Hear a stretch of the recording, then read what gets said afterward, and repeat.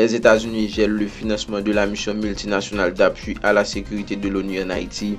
À peine 70 militaires salvadoriens ont posé le pied en Haïti ce mardi 4 février en renfort à la MSM. Les États-Unis donnent un coup de frein brutal à l'aide internationale en annonçant la suspension immédiate de leur financement de la mission multinationale. Avec 15 millions de dollars, les États-Unis étaient le deuxième contributeur de ce fonds derrière le Canada. Sur ces 15 millions versés par Washington, 1,7 million ont déjà été dépensés. On parle donc de plus de 13 millions de dollars qui sont gelés. Parallèlement à ce fonds spécial destiné au financement de la MSM, les États-Unis sous le mandat de Joe Biden ont versé plus de 300 millions de dollars, notamment en équipement direct à la MSM, dont des dizaines de véhicules blindés.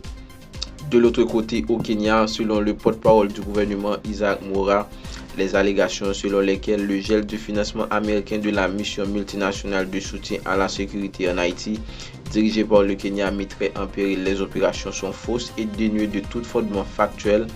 D'après le gouvernement, la mission MSM est soutenue par le Fonds d'affectation spéciale des Nations Unies pour Haïti, créé en vertu de la résolution 2699 du Conseil de sécurité des Nations Unies en octobre 2023.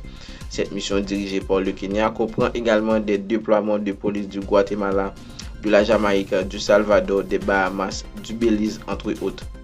À la fin de 2024, 110,3 millions de dollars avaient été promis par plusieurs pays, dont les États-Unis, le Canada, la France, la Turquie, l'Espagne, l'Italie et l'Algérie. 85 millions de dollars avaient été reçus par le Fonds d'affectation spéciale, dont des montants substantiels des États-Unis. Bien qu'une partie de la contribution américaine non versée d'un montant de 15 millions de dollars ait été temporairement retenue en raison de la directive présidentielle américaine, le fonds reste bien doté en ressources pour soutenir la mission jusqu'à la fin septembre 2025. Toujours selon le gouvernement, le Kenya et ses partenaires restent pleinement déterminés à assurer la transition de la mission vers une opération entièrement dirigée par l'ONU afin de garantir sa viabilité financière à long terme et son mandat de sécurité.